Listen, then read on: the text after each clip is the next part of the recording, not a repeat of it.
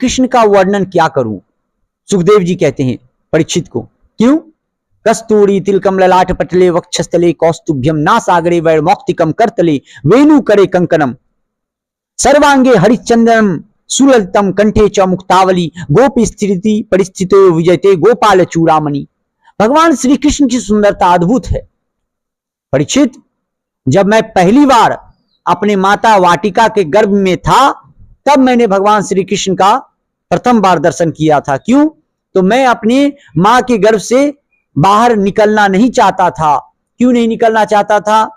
क्योंकि मुझे भय था कि यदि मैं इस माया जगत में एक बार आ गए तो आने के बाद हम इस माया से लिप्त हो जाएंगे। इसलिए हे परीक्षित, मैं जानता हूं कि इस धरती पर जो जन्म लेता है वो माया से मोहित हो जाता है।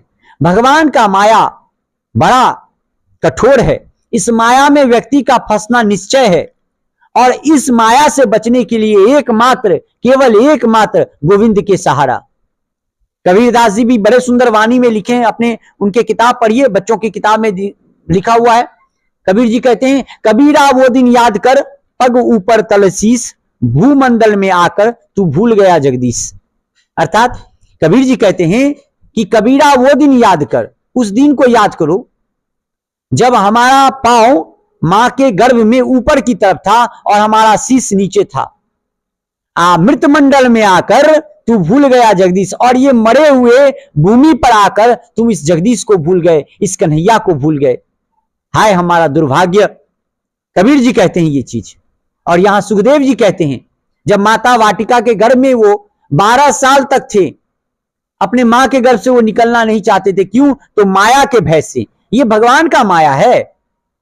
आप भगवान के माया से कैसे बच सकते हैं? आपके अंदर यदि भगवान पर विश्वास नहीं है तो याद रखिए कि आपके हृदय में अभी तक भगवान का कृपा प्राप्त नहीं हुआ है। एक बार यदि भगवान की कृपा आपके हृदय में प्राप्त हो जाएगा तो भगवान की अनुभूति आपको होगी, भगवान की सुख आपको प्राप्त होगा। और जब तक भगवान कृपा नहीं करेंगे कन्हैया, तब तक आपको भगवान की सुख और भगवान का प्यार अनुभव प्राप्त नहीं हो सकता है। ये